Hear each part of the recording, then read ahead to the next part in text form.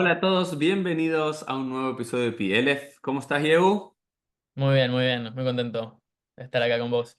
Bueno, y esto va a ser un episodio especial. Siento que todos los episodios de PLF son especiales, siempre algo especial, pero este va a ser especial porque voy a estar hablando con un amigo, un joven amigo, que ahora nos va a contar de dónde nos conocemos. Y como hacemos siempre acá en PLF, siempre nos gusta que con quien venimos a hablar nos cuente de dónde viene su Torá, un poco de su biografía, porque hace a lo que pensamos, a lo que decimos, a lo que hacemos. Y hoy va a ser una conversación como entre un rabino y un joven buscador de preguntas de la fe que se pregunta a sí mismo sobre el judaísmo, sus ideas, sus implicancias, lo que aprendió de niño, lo que se discute él mismo de grande y con otras lecturas, y lo vamos a enfocar un poco en estos días que se acercan de Rosh Hashanah y Yom Kippur, y otras preguntas que quizás Yehu tenga para mí o para nosotros, y vamos a conversar como una jebruta charlada de inquietudes que quizás un joven judío tenga hoy acerca de su tradición, su fe, sus prácticas. Así que, Diego, fue como una introducción muy larga y rara. Contanos así brevemente quién es Yehuda Kier Jofé para entender un poco de dónde viene tu Torá y las preguntas de esta tarde-noche. Qué palazo tu pregunta, ¿no? Pues, ¿cómo se puede definir al sí mismo? O sea, me estás preguntando quién soy yo y muy difícil. Te puedo decir datos biográficos. Nací el 12 de marzo de 2005. Em, en hebreo, que el calendario hebraico me parece muy interesante, porque ya para arrancar, por experiencia personal, este año que tuve hace mucho más sentido en el calendario hebraico que en el calendario cristiano.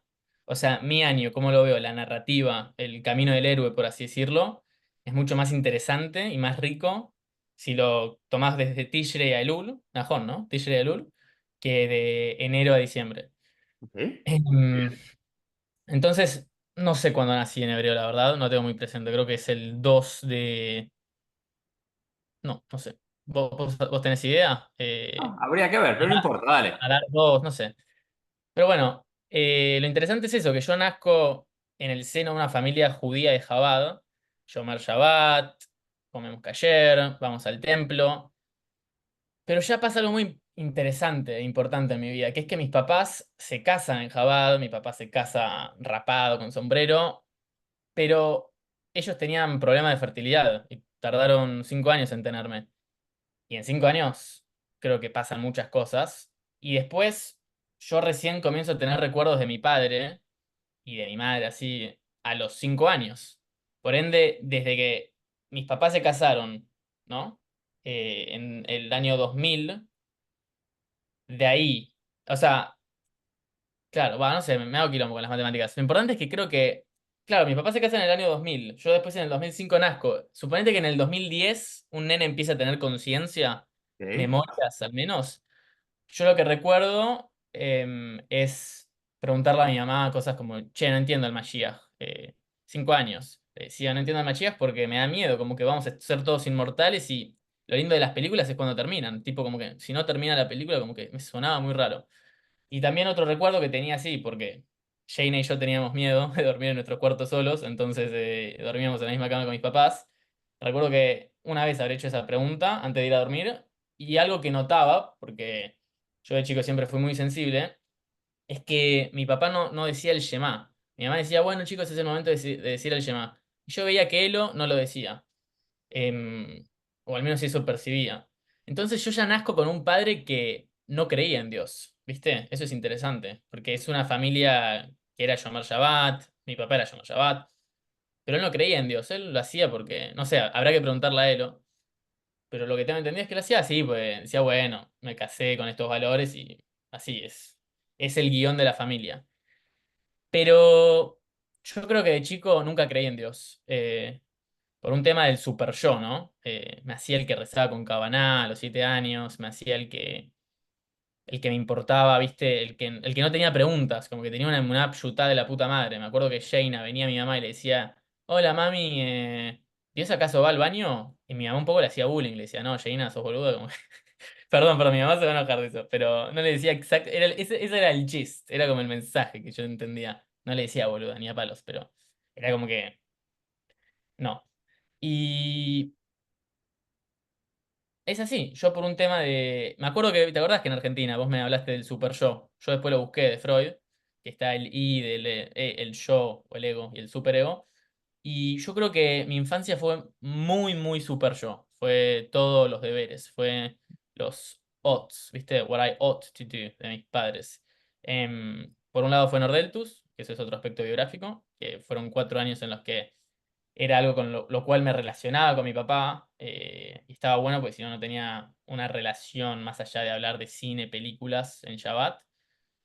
Y después, muy interesantemente, Tajles, se puede decir que yo hasta este año, 5784, que con Johnny Solnicki hablo así, estábamos yendo a la Gran Sinagoga de Jerusalén, hace ya casi un año, va a ser casi un año. Y es muy fuerte, porque estábamos hablando y yo decía, no, Johnny, yo no creo en un Dios que juzga, en un Dios que esto, lo otro, que castiga, que da, recibe, esto, lo otro, ¿eh? Le digo, mirá, Johnny, yo en este Dios de la Torah no creo. Y Johnny me dice, ¿cómo no vas a creer en un Dios que te juzga, que te mira, que Él es el que creó tus ojos, tus oídos, tu boca, Él sabe lo que haces? Y yo digo, ¿pero qué es esto? ¿La Unión Soviética? Como que es 1984, es un Dios autoritario, totalitario, como que no te permite ser. Entonces yo decía, no, no creo en Dios. Em, pero, interesantemente, escuché un audio que tuve el año pasado. Yo soy mucho de grabar cosas, anotar. Y grabé un audio, el cual hoy lo escucho y es una persona que cree mucho en Dios. Pero en Dios a su manera, desde Yehu. Y ahí está. Yo creo que lo que me caracteriza a mí, si tengo que definirme, es que el otro día fui a estudiar con el Rav Maimon, un Rav canadiense, y yo me siento y le digo, mirá, Maimon, yo acá no vine a estudiar Torah. Yo acá vine a comprender mi relación con la Torá. ¿Cuál es el rol que la Torá y la filosofía judía juegan en mi vida si es que juega uno? Pues yo le digo, I'm super fond. O sea, me encantan las historias de la Torá, me encanta ayer Eye, ¿no? Dice así. Me encanta I Am That I Am, me encanta la historia de Moshe, me parece el camino del héroe, es la historia que después está en Luke Skywalker, en Frodo, o sea, no sé cómo explicarlo. Es el arquetipo de un líder, el arquetipo del héroe, el arquetipo... Me encanta, creo que los arquetipos junguianos y patrones humanos que tenemos en nuestra psiquis se ven en los mitos de la Torá, que ahora podemos entrar a ese tema, ¿no? Si son mitos o no. Em, pero más allá si son un mito o no, ¿no? Yo en ese momento, el año pasado, decía, creo que son mitos, pero el hecho, hay una frase muy hermosa que dice, sueños son mitos privados, los mitos son sueños públicos. Y creo que, ¿cómo me definiría es eso, ¿no? Como le dije a Rav Maimon, no vengo acá a estudiar Torah, vengo acá a ver qué relación y qué rol cumple la Torah en mi vida. Em, Simplemente eso, yo definiría que estoy en el camino de Yehu, no estoy en el camino de la religión o en el camino del budismo o de yunguismo, no, no, no. Todo lo que suma a Yehu, bienvenido, y lo que no resuena con Yehu, no. Capaz en otro momento resonará. Ok, muy bien.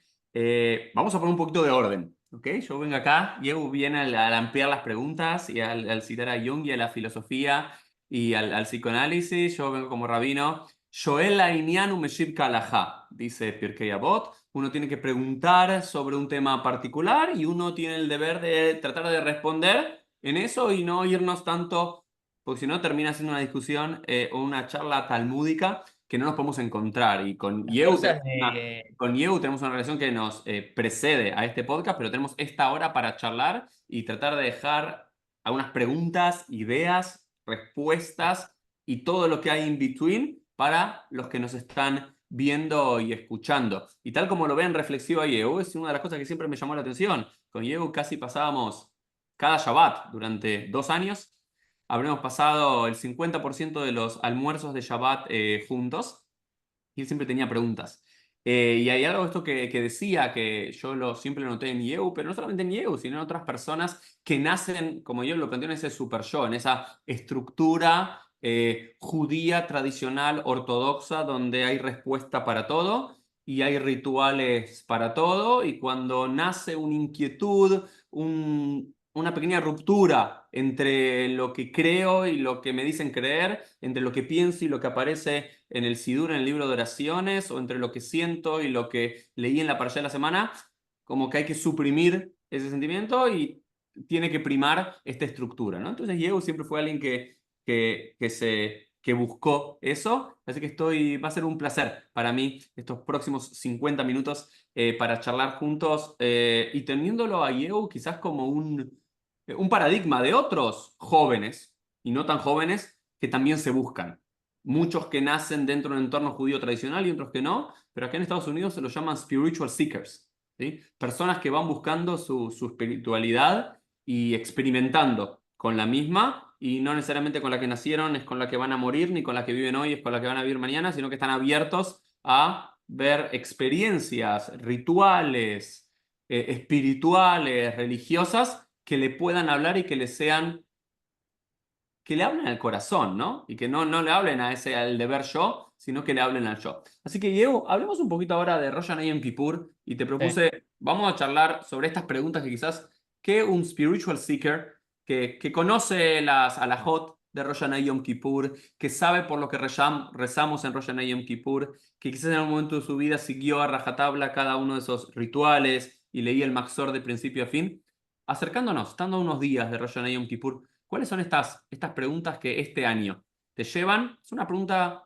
concreta, tratamos de responder y pasamos a la próxima y así vamos armando el En primer diálogo. lugar, quiero aclarar que tuve esta sensación, ¿no? Estuve estudiando de Tou y Tikkun. Siento que jugamos el rol en este Zoom de yo soy Tou, soy esa potencia caótica que viene y fuiste así. Vos acá cumplís el rol de Tikkun, como así, vamos. Vamos a ver, o quizás se invierte. Bueno, Dale, empecemos. em, la primera pregunta es muy simple y es si Dios acaso juzga.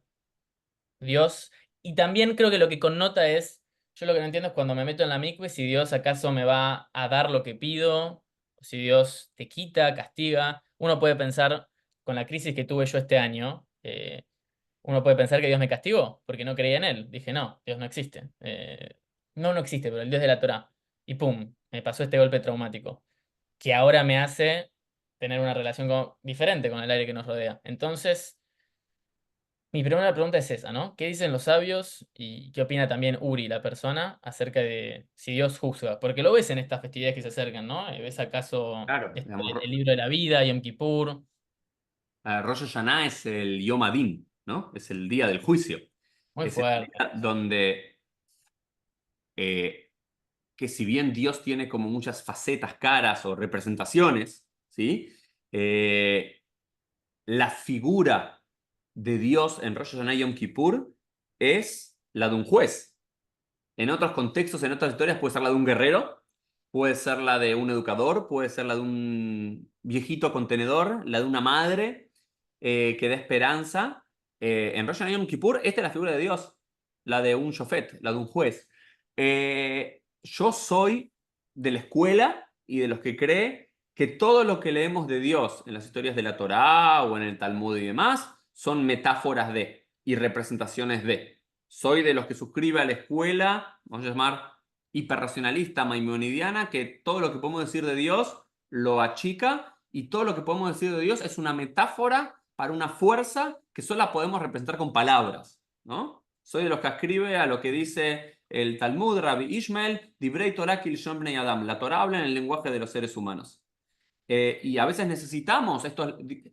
¿Realmente Dios se enoja? ¿O Dios tiene piedad o amor? Y no, porque Dios no tiene esos sentimientos humanos, tal como traías el chiste o no, si Dios iba al baño o no. Pero en el Talmud está lleno de historias de una humanización, antropomorfismo de Dios, y lo mismo en la Torá, a su medida. Sí creo que aquello que definimos como Dios tiene como uno de los rectores para la humanidad el que cada uno de nosotros tiene que ser juzgado por sus acciones.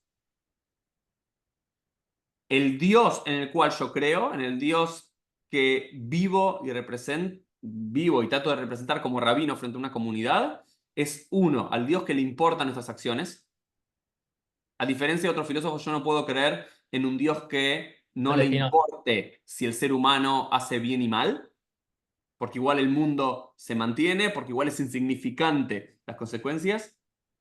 Creo que todo lo que hablamos cuando decís Dios te ama, Dios te quiere, Dios te proteja, Dios te juzga y demás, son metáforas para pensar a esta energía que nos rodea, a este potencial de mejoramiento, a esto que da orden al universo, pero sin lugar a dudas, creo en esa entidad que de alguna forma u otra juzga nuestras acciones. Es como un juez que toma nota y te dice bien, mal, y esta mitzvah, este bueno, cosa que hiciste, esta verá, esto malo que hiciste y toma nota y al final, no, todos son metáforas. Los tres libros de la vida que se abren son metáforas para pensar y reflexionar al comienzo de los años. Y eso es lo que a mí siempre me enamoró del judaísmo. Normalmente uno comienza los años tirando fuegos artificiales y diciendo buen año y champán. El pueblo judío empieza reflexionando el año sobre las macanas que se pudo haber mandado el año anterior. Entonces creo que eso es lo que eh, traigo de nuestra tradición, ¿no? Para hablar de esto. Y creo que sería muy difícil vivir una vida enteramente moral y teniendo un super yo, vamos a ver términos que utilizaste, un super yo bueno, positivo, ¿no? Porque el super yo de alguna forma, tanto como la conciencia o la culpa y demás, nos pueden potenciar a ser lo mejor que podemos ser. Y me parece que desde ese sentido existe el super yo. Depende. Si naces en Alemania nazi, tu super yo va a ser matar No, millones no, por de supuesto, judíos. por supuesto. A ver, pero vos también entendés que desde la propia tradición judía hay diálogo con lo divino.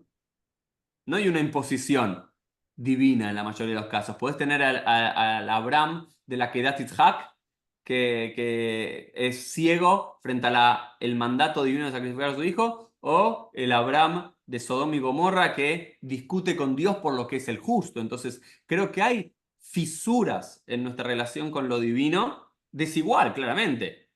Digamos, hijos están supeditados a los padres, alumnos a los maestros. Hay algo desigual por la autoridad, por el conocimiento, por los años y demás, pero no es autoritario. Digamos, y creo que ahí entender el judaísmo como autoritario, donde lo personal, la experiencia personal, las dudas personales, los cuestionamientos personales y muchas veces hasta la transgresión personal sea atacada al 100% y oprimida, ahí hay un problema. Yo creo que hay una heteronomía en lo judío, pero no así un pensamiento autoritario absoluto. Eh, Volviendo a la pregunta, sí, hay un momento en el año que esto que llamamos Dios juzga nuestras acciones. Y Tremendo. creo que si lo entendemos correctamente, en última instancia, es tu propia conciencia la que va a juzgar tus acciones. Y ese es el trabajo que hacemos en Rosh Hashanah y Yom Kippur con el Maxor. No leerlo mecánicamente, sino conectarnos con esas palabras y ver cuál de todas esas palabras nos habla a nosotros este año. Si cuando decimos al Heche Hatano Lefaneja, por el pecado que cometimos frente a ti, es por habladurías o por maltratar a alguien o por el ego, ¿sí? ¿Qué es lo que hicimos mal? Entonces, no todos los años el Algeche Catalán Faneca nos tiene que hablar, pero va desde la A a la Z, de la Aleph a la Taf, para ver, ¿no? Y que te hagas este recon personal. Y en última instancia, creo que eso es lo que dice Pirkei Avot. Hacer retzonja kirtzono. Haz tu voluntad, de tu voluntad como la voluntad de él. ¿Qué significa eso? Que cuando estás pleno, con tu conciencia plena, y realmente no te mentís a vos mismo, y que cuando te mandaste una macana, sos consciente y tratás de repararlo, y cuando sentís que hiciste un acierto, también te reconoces en eso, ese es Dios que está reconociendo también, en última instancia. Puede decir que te volvés una vessel of God, como un canal, como que tus acciones, o sea, a través de tu arte, de tu trabajo, de cómo tratas a tu familia, esas midot positivas son expresiones de Dios. Sí, bueno, a ver, claramente hay una idea desde, comenzando del Génesis, que Dios nos invitó a ser co-creadores, ¿no? Que Él le dio forma a la existencia y nos puso a nosotros para cuidar ese mítico jardín del Edén y continuarlo, ¿no? Claramente. Acerca de eso, el otro día escuché del Talmud que dice, Man's nature is to conquer, ¿no? La naturaleza del hombre es conquistar. Y yo creo que te lo pones a pensar y si pensás, ok, en términos cabalísticos, existe el Ein Sof, ¿no? Y cada uno de nosotros tenemos una El parte Sof, del, el infinito, el infinito. cada uno de nosotros tenemos una parte de ese infinito, del Ein Sof, de esa Buddha Nature, esa conciencia infinita, ese Dios. Entonces, em, ¿a qué iba con todo esto? Claro, nuestra naturaleza no es to conquer. Creo que to conquer en realidad lo que significa es lefateas, desarrollar. Cuando uno no es conquistar como, no sé, modo Imperio Romano o Alemania nazi, destruir todo, voy, conquisto.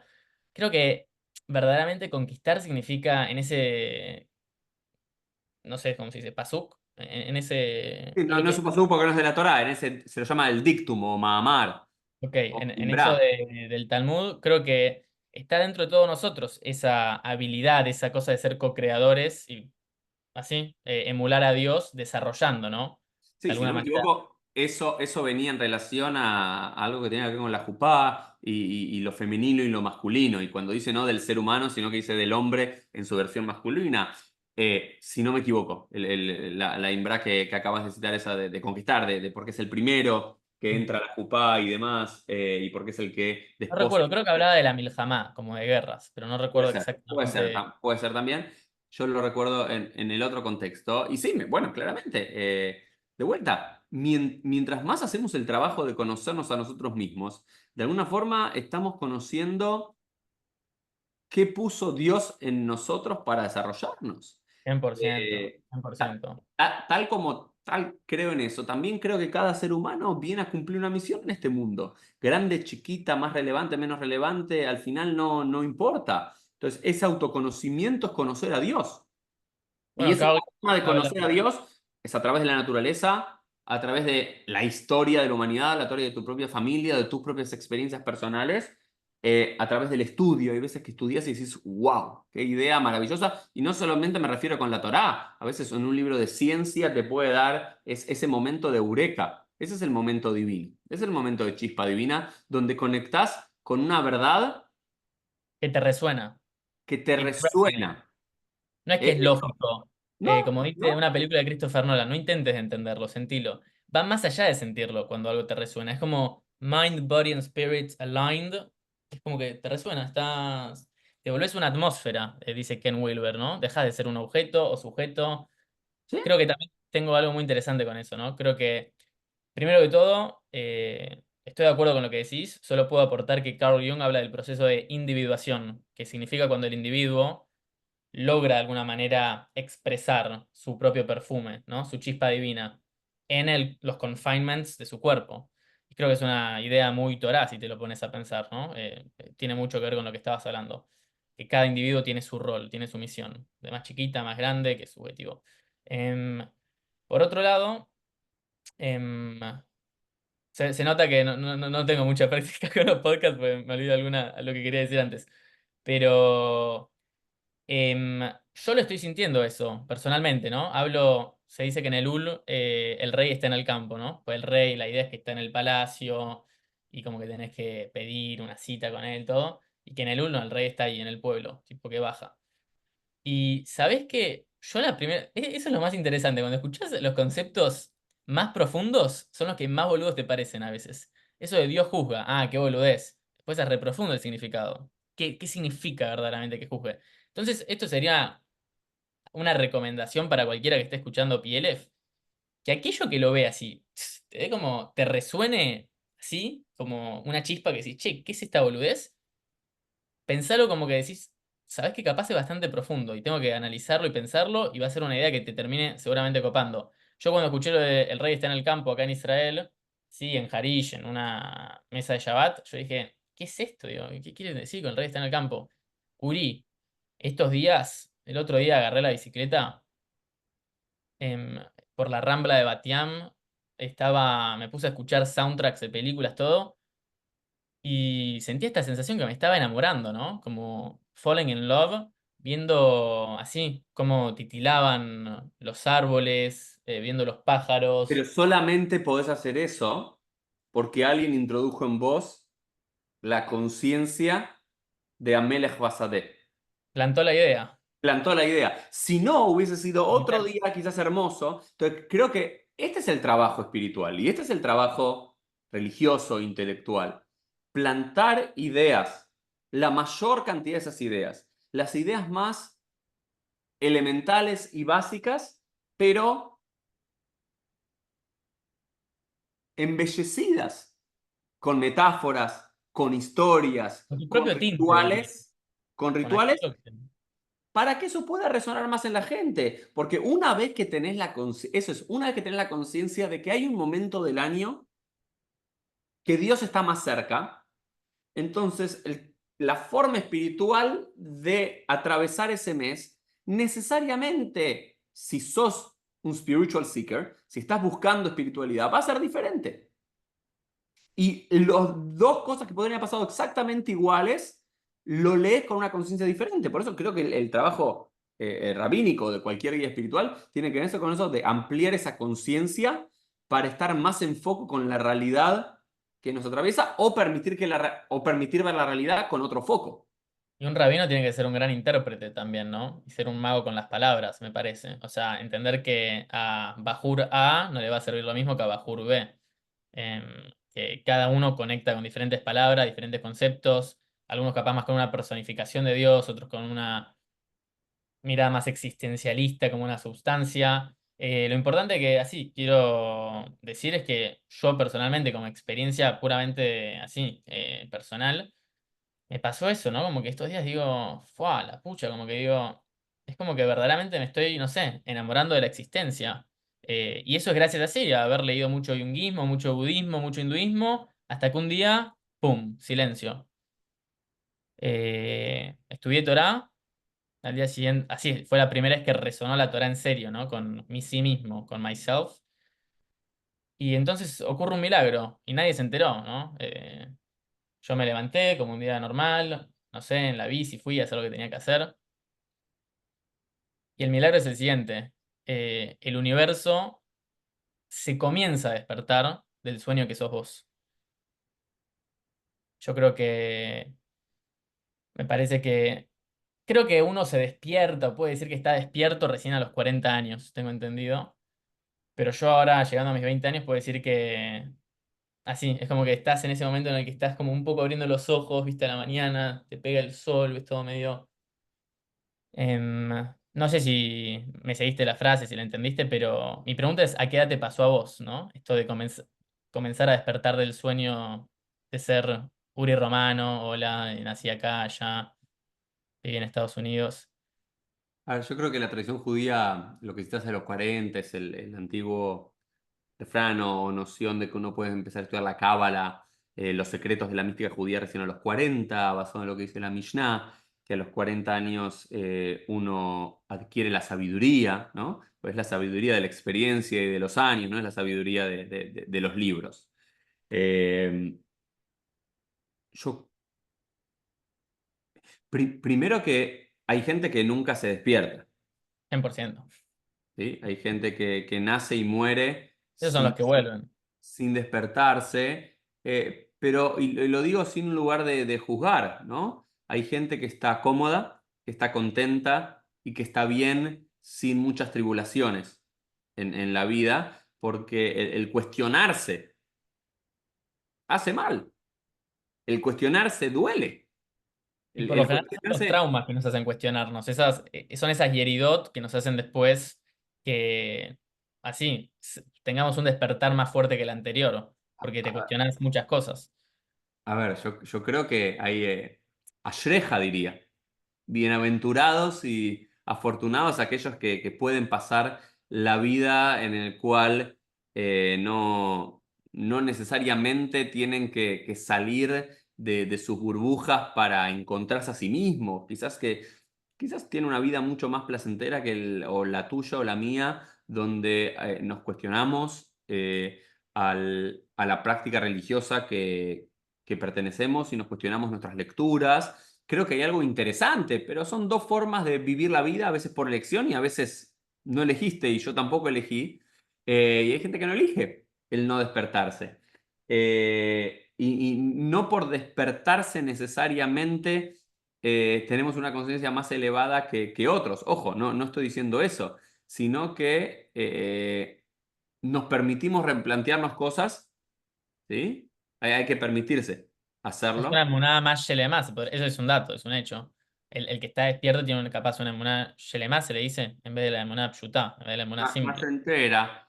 Sí, no sé, qué sé yo, no podría comparar, Como ¿no? que tuvo un trabajo, que eso es una verdad, que tuvo un trabajo detrás, Sí. A ver, esto en términos, struggle. justo ahora estamos para Rosh Hashanah y Yom Kippur, y el Talmud dice que al lugar que llegan los Balei Teshuvah, al lugar que llegan los penitentes, aquellos que se arrepienten y reparan sus malas acciones, un Tzadik Gamur, un completamente justo, alguien que nunca erró y ni tuvo que rectificar, no puede llegar. En ese Muy sentido, bueno. está como más elevado por todo el trabajo. A veces que me cuestiona eso, porque dice, mirá, qué sé yo, no sé, como vos podés ver, no sé, la foto o los videos del que pesaba 350 kilos, que se forzó y 2 años después pesa 80 kilos y está súper fornido y en el mejor momento decís, wow, esta persona, y la persona que durante toda su vida tuvo un trabajo estable en cuerpo, forma física, salud mental, emocional, física, y nunca es que tuvo que subir a 250 kilos o 300 para bajar a 80. O también la persona que nace con ese ADN. Hay gente que nace, ¿viste? Con ese Pero creo que hay algo ADN. interesante en ese ejemplo que decís, si la persona que pesaba 350 kilos formó carácter en su aventura para llegar a los 80.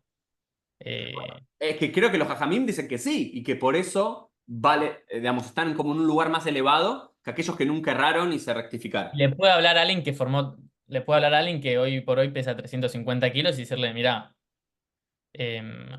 por eso yo personalmente, que soy un spiritual seeker, me gustó el término, em, yo cuando escucho así de un religioso que cree en Akadosh Baruj Hu, como darte un ejemplo, Agustín Suar, un amigo, ¿no? O Martín Shechtman, así, gente que, bueno, Johnny Solniki también, así, todos estos amigos que eran así muy amigos de mi papá, que ahora son amigos míos, que son grandes ya, son gente de 60 50 años, y escucho que no nacieron religiosos, y ahora verlos con tanta fe, es como que me da, siento que así, yo personalmente puedo relate more to them, ¿entendés? Que alguien que nació religioso toda su vida y nunca se cuestionó. Mismo el que pasó por, así, el rabino, yo tenía en el programa de Masá que estaba el año pasado, un rabino que se llamaba Liad, que este chico se había ido a la India, lo buscó en el Islam, y eso a mí me tocaba mucho más, me resonaba mucho más porque digo, ok, estuvo en una búsqueda como estoy yo, no es que nació de ti y terminó de ti. Pero bueno, mi pregunta es, ¿acaso entonces vos hiciste de alguna manera creo que dijiste que despertar no hace falta estar despierto, no tenés que tener 40 años para estar despierto, ¿no? Eso fue creo que medio implicaste Yo, eso. a Abraham, según el Midrash, se despertó a los 3 años. Moshe, ¿cuál fue el despertar de Moshe? Cuando se dio cuenta que él no pertenecía a ese palacio, que él pertenecía al pueblo oprimido. Ese fue el momento de despertar.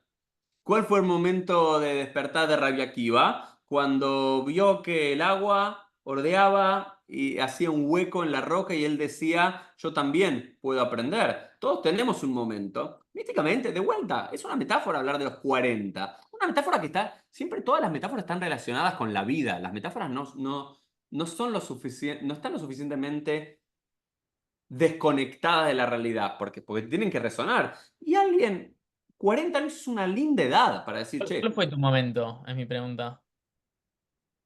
eh, yo creo que fue a los 16 17 años, de vuelta, que venía de una familia judía no observante, muy tradicional, donde todo era judío. Desde los aromas, desde los nombres, me pusieron Uriel, a mi hermana Yara, íbamos a una Mm. escuela judía, íbamos el domingo a un country judío, íbamos los viernes a Kabbalat Shabbat, íbamos a la cena de Shabbat de los de mis abuelos, se vivía, pero no se observaba ni Kashrut, ni Shabbat, ni Tfilá, pero había un ambiente muy judío, pero creo que la gran pregunta que falta en esos momentos y el despertar es el why, ¿no? El por qué, ¿no? Hay una frase que se le atribuye a Nietzsche, es, si uno tiene su por qué, puede Puede contra cualquier soportar, cómo. puede soportar cualquier how, cómo, ¿no? Y me parece que muchos vivimos una vida, en este caso judía, pero en otros casos en muchas otras cosas, también donde hay una rutina, donde hay una tradición familiar, donde hay una idiosincrasia, donde hay rituales, donde hay una cultura, pero hasta no encontrar el porqué, y ese porqué es, ¿y qué resuena esto en mi vida para ¿En qué se resuelve eso en mi vida? Yo creo que fue a los 16, 17 años cuando realmente tuve este despertar que en mí se dio a través del estudio. En mí se dio a través de la lectura de textos judíos y demás, y me pude encontrar a mí, siento, decir, hey, esto me gusta, con esto me ¿Sabes puedo qué pensé? expresar, Una palabra más y linda creo capaz que que esto puedo despertar. ser, y creo que esto puedo ser bueno en esto. Y creo que ese es el gran guay de la vida. Volviendo a la misión, ¿sí? Que Dios no crea dos seres. Me parece que hay una metáfora en eso. Que nuestro ADN y que nuestras huellas dactilares no haya dos seres humanos iguales en el mundo, yo lo puedo tomar como algo random. Ok, pero desde mi óptica y mis ojos judíos, hay un mensaje en el Talmud de que Dios creó a cada ser humano con una cara diferente, con una voz diferente, con una altura diferente. ¿Para qué? Para decirnos que del mismo sello se replicó la diversidad. Y esa diversidad es lo que quiere Dios. Entonces, si todas nuestras prácticas religiosas y lecturas e interpretaciones son iguales, desde mi óptica judía estamos yendo en contra de la voluntad de Dios. Si Dios creó la diversidad en toda su creación, frente a lo único que es Él, ahí también hay una metáfora, porque siempre hablamos de Hashem Echad, que Dios es uno. Porque si resaltamos que Dios es uno, lo que estamos diciendo es que todo aquí, del otro lado de lo que es uno, es diverso y es plural. Dios creó alturas, creó valles, ¿no? Hay un Es famoso la texto. belleza, ¿no? La diversidad de colores. Para mí es ver el prisma desde la filosofía judía y desde la práctica judía también, ¿no? Porque también esto es lo que suma a lo judío. Hay que bajar todas estas ideas que hablamos, que los filósofos, los psicólogos, los teólogos hablan. Hay que bajarlo al tajles. Vos usted la palabra, tajles, tajlit, de lleno. Digamos, no quedarse con las ideas. Ok, hay un ritual para eso. Ese ritual puede ser cuando se dijiste ir a la mikve, o ese ritual puede ser escuchar el shofar. Hay que escuchar el shofar, no hay que quedarse con la teoría de que hay que escuchar un sonido para que despierte nuestros corazones. En eso yo creo profundamente. ¿Sabés qué? Me gustaría en vez de llamarlo despertar, capaz apodarlo de alguna manera el resonar, no sé cómo explicarlo, ¿no? Pues al final del día, it resonated with you. Despertar siento que capaz puede ser malinterpretado, como que viene de un lugar del ego, ah, yo estoy despierto y ellos están dormidos. Exacto, sí, sí, Yo sí. creo que no, yo simplemente estoy resonando con algo que así está haciendo que me sienta en un estado de flow state, me imagino que te sentías a esos 17 años, cuando encontrás que hay algo que te gusta, Hasta el dejas día de de... hoy, hasta el día de hoy, cuando se alinea Por lo eso que... comienza ese proceso de volverse así, como que algo te resuena y es algo que termina siendo capaz un camino de vida. Em, Pero esta metáfora de despertar, que no es tuya, es de muchos que hablan de eh, despertar. También tiene eso de ego, yo estoy despierto, el resto está dormido y demás. Pero a ver, al final, Rosh Hashanah, ¿qué es eso? ¿Qué es lo que dice Maimónides en el Mishneh Torah sobre el shofar? Dicen, despiértense, despiértense, ustedes que están dormidos, revisen sus acciones. y Eh, Toreri. lo cantamos en el Lejadoí también, pero ahí habla de la ciudad de Jerusalén. Eh, Ahí me parece que hay verdades, porque al final del día, ¿qué es lo que buscamos todos? En el lenguaje que sea, en la filosofía, en la psicología, en la Creo que Torá, en el buscamos la Talmud. verdad, ¿no? Creo que somos buscadores de la verdad. ¿Y qué es un spiritual seeker? Podemos hablar de verdad, verdades, pero esas cuestiones que son atemporales, ¿no? Y una verdad para ser verdad tiene que ser atemporal, no puede ser una verdad hoy y una mentira mañana. Y me parece que ese llamado del yo. Impermanente. Vivimos en un mundo de la impermanencia, en el mundo de la materia, de la ilusión, pero nos damos cuenta que hay algo que trasciende la materia de una manera increíble y comienzas dándote cuenta que el sí mismo, el quién es uno, no lo encontrás acá, acá, allá, no, es algo indefinible, ¿no? Es el observador. Cuando de alguna manera a ese observador lo tratás pensás que lo encontraste, así, lo tratás de encajar, le pones labels on it, es más distracción. El verdadero observador es cuando reconoces y lo empezás a sentir así como, repito lo que dice Ken Wilber porque puedo hacer la analogía de, así como le pasa al individuo, que puede pasar de tres cosas, tres estados, como el agua, ¿no? Sólido, líquido, gaseoso. El individuo puede estar como objeto. A mí me pasó personalmente con Nordeltus. Yo en Nordeltus era un objeto. No era que tenía Bejiraj Ofshi, quería hacer esto, lo otro. No, no, no. Estaba como esclavo en Mitzrayim. Entonces, podemos ser esclavos en Mitzrayim, podemos ser objetos como individuos, podemos ser sujetos, que eso es estar en el desierto, que ahí ya estás engaging with stuff, ya saliste de la esclavitud, y el final es cuando ya estás en estado gaseoso, ¿no? En atmósfera, que eso es cuando ya estás en el estado de conciencia de Israel, por así decirlo, ¿no? Cuando llegas a Eretz Israel. Pero de vuelta, todo esto no dejan de ser ni mitos ni de metáforas, pero esto de los 40 que vos decías, de este despertar, llamámoslo despertar. O el 40 puede ser un renacer, ¿no? Porque, ¿qué es lo que cruzamos cuando salimos de Egipto? El Yam Suf, el mar de los juncos, ¿qué es eso? El canal de parto. ¿Y qué es 40 años después, qué es lo que cruzamos? El segundo canal de parto de el desierto a la tierra de Israel, cruzando el Jordán en seco. ¿Y qué son 40? Las 40 semanas de gestación. Entonces, de vuelta, me parece lo que tenemos que hacer es buscar siempre con humildad, con cuestionamiento constante, es elevar nuestro nivel de discurso y de interpretación para no quedarse en lo que decía un rabino, un judaísmo para sala de cinco.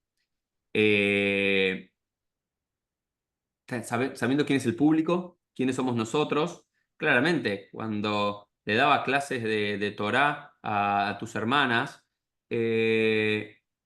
con otro grupo, cuando tenía, no sé, 8 9 10 años, el lenguaje es otro. Es el lenguaje del chat, es el lenguaje de Y lo por el tiempo, lineal, por de la la naturaleza del historia, tiempo. porque lo primero que necesitamos es que todas esas metáforas, que todos esos mitos, que todas esas historias, que todas esas leyes ahínquen en uno y que le queden.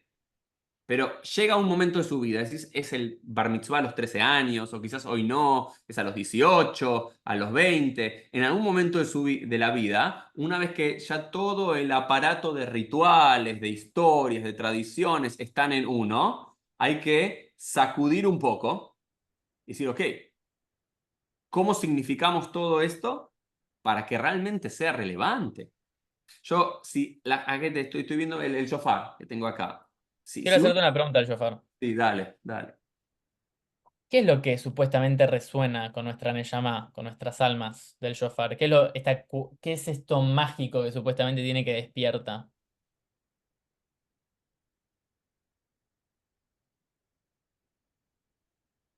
A ver, hay gente que pasa un terremoto y sigue su vida como si nada. ¿Está bien? Hay gente que escucha una alarma en el celular a la mañana y lo apaga y sigue durmiendo. El shofar puede ser exactamente lo mismo también. Puede ser un sonido totalmente irrelevante. Esa es la cuestión. Si es relevante es porque te provoca algo. Podés conectar y el shofar al final es un ruido, es un estruendo, más que un ruido, que generamos para que provoque en el individuo algo. Ese algo puede ser, te puede emocionar, te puede angustiar, porque te conecta con algún recuerdo, con algún, ¿no? Se dice que los sonidos del shofar, la trubá, el shvarim, representan los gritos del dolor y el llanto, un llanto desesperado, y la tequillá como la shleimut, lo entero, te pueden llevar a un recuerdo, no sé, podés recordar cuando ibas con tu abuelo de la mano al Shil o al Knis, te puede, no sé, conectar con los Tzanjanim, los paracaidistas de Israel en el 67 tocando el shofar frente al Kotel, diciendo Arabait Beyadeinu, el templo está en nuestras manos. Pero Eh, pregunta vegetariana, ¿por qué tiene que ser el horn de un animal? Porque así aparece en la tradición. Así aparece desde el Horn de Akedat Yitzhak. ¿sí? El que viene a reemplazar a la que es Hack. ¿Cuál es la obsesión que tenemos nosotros los judíos con sacrificar animales? Seres No, conscientes que prim- sufren. ok, ok, good, good. Bien, ahora vienen las preguntas picantes, las buenas preguntas. Estás muy parve, Diego. Uno, no lo tenemos que sacrificar. Al animal es como cortar las uñas, ¿ok? Otra cosa podemos hablar si tenemos que ser veganos o vegetarianos. Ya lo hemos discutido con tu padre en su momento. Pero el cuerno en particular, no hay que sacrificar al animal. En la historia de la Keidá, ok, claramente, se sacrifica el animal, se agarra el cuello en vez del sacrificio de Itzhak el hijo, y vos y yo vamos a poder coincidir que es, si tenemos que elegir entre sacrificar seres humanos y animales, mejor animales que humanos. O no puede ser un incenso como hacían en el Beit HaMikdash Ah, de puede ser que sea lo que tengamos que llegar. Y quizás el tercer Betamigdash va a ser así, pero no me preocupo por Besat eso. Me Hashem. preocupo Otra en la pregunta. evolución. Pero a lo que digo es el shofar. Y ahí hay algo de místico en algo que no terminamos de comprender, en algo que podría ser de otra manera, pero elegimos de ser de forma tradicional. Y la gente cuando viaja a lugares orientales o se encuentra con tribus originarias que hacen procesos, ya sea para la comida, para la ropa, para la escritura, que son mucho más arcaicos que lo que tenemos hoy, la pregunta no es, uy, ¿por qué no lo imprimen y no lo mandan un mail en vez de comunicarse por esta serie? Uno encuentra, wow, ¿no? Y la tradición judía lo tiene. ¿Y sabes qué? Y sí, la Torá no la imprimimos. La Torá la escribimos ¿sí? En un pergamino, ¿ok? En cuero, animal. Ahí sí tenemos que sacrificar al animal, lamentablemente. O puede morir, o el animal puede morir solo. Y se lo toma. Y lo mismo con el shofar, pero el shofar tiene que causar un estruendo. A ver, no cumplís la mitzvah si escuchás el shofar y los 100 toques del shofar y no te pasa nada. Quiero dejarlo muy en claro. Eso sí es el ritualismo inútil. Si vos escuchás el sonido del shofar los 2 días de Rosh Hashanah que no caen Shabbat y podés escuchar el shofar y no te llevó a replantearte, a pensar, a reflexionar, no escuchaste el shofar.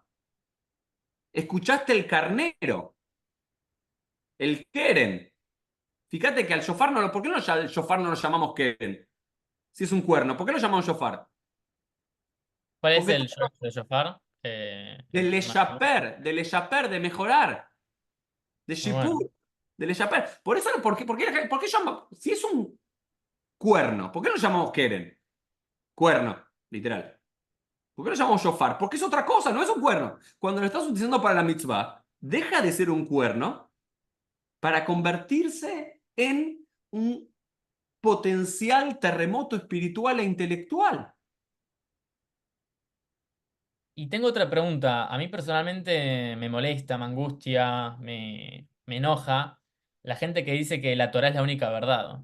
Cuando después en la verdad se puede ver expresada en cientos de filosofías alrededor de todo el mundo y la verdad es una y se puede llegar a través de diferentes caminos. Ujú. Aquella gente que dice no, la Torah es el único emet, y yo me he peleado con amigos, ¿eh? Me he peleado con amigos que están en la yeshiva porque antes eran spiritual seekers y ahora son zombies.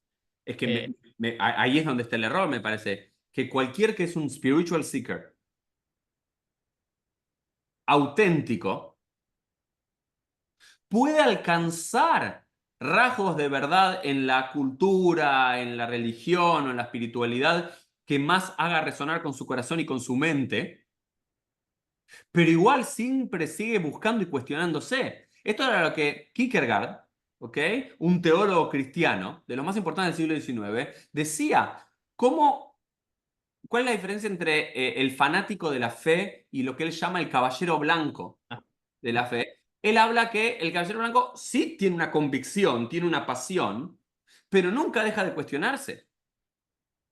En el instante mismo que frente a una obra, un autor, una religión, un rebe, todas nuestras dudas desaparezcan y creamos que esa es Emet le amitó, que es una verdad al 100% y que no hay verdad fuera de eso, ahí hay algo de nuestro alma que se apagó. es una enfermedad eso, en mi opinión.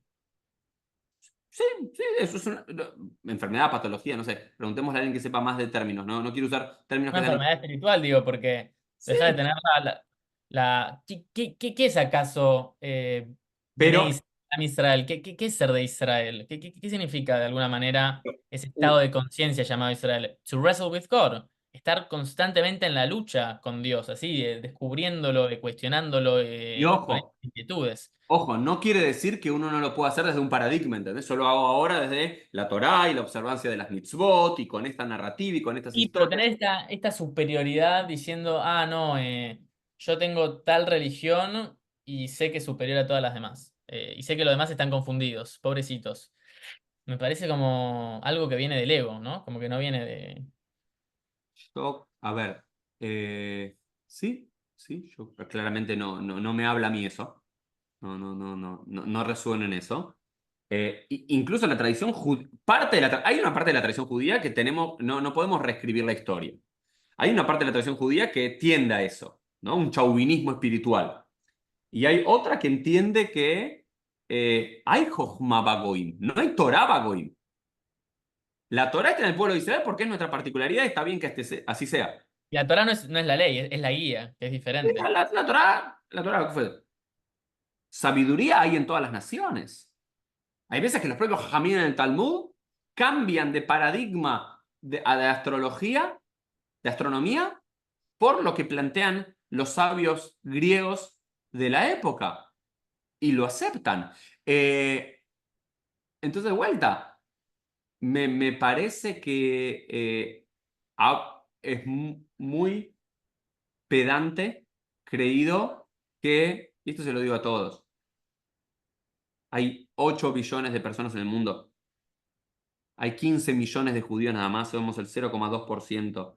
De ese 0,2 vos adscribís a una línea que, vamos a decir, la ortodoxia, que representa al 10, no sé, al 10% de eso, al 20% son 3 millones. Y de esos 3 millones vos adscribís a un rabino particular o a algún maestro particular, el cual adscriben 500.000 personas en el mundo. Y de eso, escuela, te representan a vos el 10% porque también te peleas entre ellos, vos realmente vas a creer que la única verdad de todo el universo la tienen vos y otras 100.000 personas en el mundo y que todo el resto del mundo vive en la mentira absoluta. Me parece que ahí es donde, de vuelta, estos días de Rosh Hashanah y Yom Kippur, ¿sí? Donde creo que los mensajes centrales que lo lees en cada una de las páginas del Maxor es Anachnu Afar Be'efer. Somos polvo y cenizas. Somos la nada. Entonces, me parece que la convicción personal, la pasión por yo defiendo esta verdad, no tiene que convertirse en un totalitarismo de tengo la verdad absoluta y ni la vengo a imponer, ni todos los otros son tontos, retrógrados o están dormidos. Me parece que la gran guía en todas las regiones es la humildad. Antes de grabar el podcast, vi esos memes que aparecen, que había una foto del mundo y que decía, tu error Ujú. antes, tu error en el mundo antes que lo hagas. Y te muestra una foto del mundo.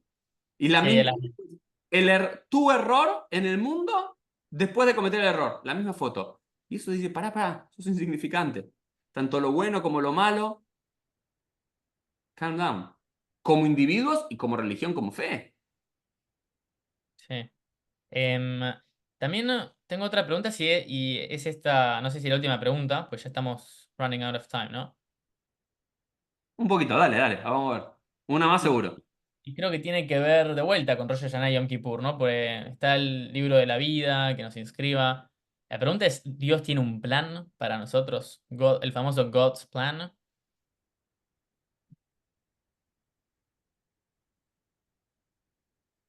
¿Tiene un guión? Tenemos, pues, sí, tiene un guión. Que también ahí se te hace un quilombo tremendo con el libre albedrío, pero em, creo que el libre albedrío, yo personalmente, filosóficamente, lo veo más con cómo reaccionás a lo que pasa en vez de hacer lo que pasa. Pero más allá de eso, entonces, cuando se cierra el libro de la vida, eso es en Yom Kippur, ¿no? Sí, estoy. Para los Beinonim, para los intermedios, para todos el 99,9% de la humanidad, sí. Aunque Está cierra el bien, libro de la vida. después ahí tenés, pero de vuelta ahí tenés la hermosura de la tradición judía rabínica y que es una cosa que es hermosa. Por un lado decís, ok, todos los que son completamente justos, que no se mandaron ninguna cagada en todo el año, en Rosh Hashanah ya están escritos al libro de la vida. Los que son completamente malvados, que no hicieron una sola cosa bien, muere. Después, los intermedios, los que tienen un poco y un poco, vamos a ver estos 10 días en Yom Kippur se define. Después vienen los maestros, los místicos, que dicen, no, en Hoshana Rabbah se cierra. Todavía tenés hasta el final de Sukkot. Y después vienen otros más, descendientes de estos místicos, que dicen, no, hasta en Yom Kippur se cierra. Perdón, en Hanukkah se cierra. Ya lo llevaste otro mes y medio más para adelante. Y después podés seguir el mismo juego Sí, y lo que decir está, bueno. que pasa en Purim y que pasa en Pesach y que se cierre en Tu B'Av. Al final es siempre la tradición de la segunda, tercera y la cuarta y la quinta oportunidad. Eh, Dios tiene, sí, sí, yo creo que todos venimos con algún tipo de guión. No es un guión escrito en piedras, no es un guión que no pueda alterarse, que la vida no lo pueda alterar, que Dios no lo pueda alterar y que nosotros no lo podamos alterar. Eh, y yo creo que la potencia del judaísmo está en cambiar ese guión. Cambiar Eh, ese guión, pero ¿cómo? Capaz ese guión, ¿no? Tiene que ver con uno poder expresar quién es uno mismo y ayudar a través de y sí, comunidad. hay veces que sí, pero hay veces que sí. Pero hay veces que no queremos seguir ese guión y podemos hacerlo, ¿no? Siempre recuerdo y enseño una historia de Rabbi Akiva y que los astrólogos le habían dicho que su hija estaba condenada a morir el día de la Jupá y él vivió toda su vida preocupada hasta que estaba por casar a su hija. Dijo, este día caso a mi hija y muere, porque eso me dijeron los astrólogos. Y al final la hija cumple una mitzvah, datse de acá, ese día y no muere. Y me parece que ahí es donde está lo que rompe a veces guiones que no queremos ser parte, porque no nos gusta, es la mitzvah. Y la mitzvah es la acción, en última instancia. La inmensa mayoría de las mitzvot son acciones, no están acá en el corazón, están en la praxis. Eh, entonces ahí también veo una hermosura y un poder, una potencia Muy interesante. en las ideas, donde hay camino para cambiar esos guiones. Pero todos tenemos guiones, ¿no? Porque tiene que ver dónde nacimos, quiénes son nuestros padres, el contexto, Suena el mucho ADN. a Lion King, ¿no? Como don't forget who you are. Como que creo que eso también es importante saber en nuestra vida. No escaparnos de nuestra identidad. Harness it, integrarla y exponenciarla, ¿no? De alguna manera trascenderla, pero manteniendo quién sos. Y creo que eso es lo que personalmente me pasa a mí como judío, ¿no? En mi camino espiritual. Yo obviamente estoy interesado en las filosofías del este, estoy también interesado en mucha psicología, en el arte, pero sé que deep down I cannot escape from who I am. Y es que soy así, no sé, definilo vos, pero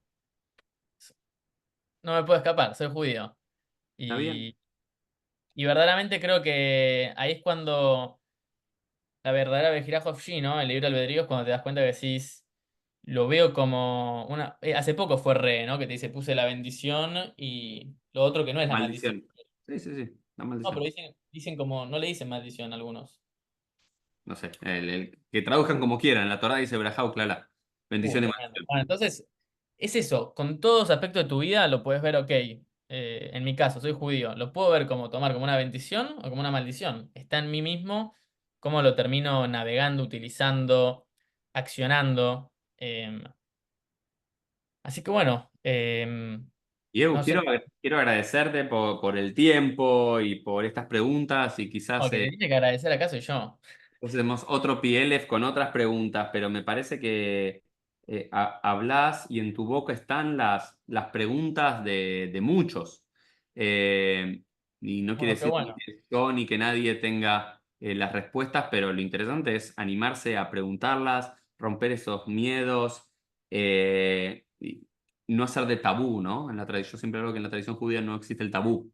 De todo se habla, de todo se puede discutir, de todo se puede debatir, es sano. Por supuesto, desde un paradigma, desde un lugar en el cual nos sostenemos y miramos al mundo, que puede cambiar, pero tampoco hay que salir con bronca, ¿no? Por ese superego en algún momento o esas imposiciones en un otro lado. Hay que entender también que todo fue dado desde el amor y que como padres o como educadores o como sistemas creemos que es lo mejor y que para muchos puede ser y que para algunos no, pero también cuando nos vamos de eso que quizás a nosotros, por nuestros propios caminos, no resonaba con nosotros y no nos hacía tan bien, no ver después el mundo blanco y negro, ni bueno ni malo, sino eso, embrace it. Y me parece que es un ejercicio que hiciste a lo largo de los años y que vas a seguir haciendo y que te hacen esta gran persona que sos, Diego. Así que gracias por las preguntas, Lo las tomo como dudas. un gran halago eso que dijiste de ser la voz de un par de gente, porque creo que lo que caracteriza cuando ves la política, ¿no? Ejemplos desde Hitler y Max Gemot hasta Winston Churchill, o bueno, más cómicamente Milley, pero que creo que es muy lindo cuando una persona ruge las palabras de otros, ¿no? Cuando se vuelve una expresión de un cierto sector del inconsciente colectivo. Así que Bueno, eso la verdad que lo aprecio mucho. quizás ese es tutorial, eso es su misión, pero bueno, vas a ir viendo algo de la vida. Bueno, nos vemos todos en un próximo episodio de PLF. Y Eu, si no te veo o hablo antes y para todos, si no nos vemos o escuchamos antes de un próximo episodio de PLF, Shanato va Umetuká, que tengamos un buen año y que seamos inscriptos Le Shanim Rabot para muchos años de vida buenos. Chau, chau. Muchas gracias, Zure, querido. Bye bye.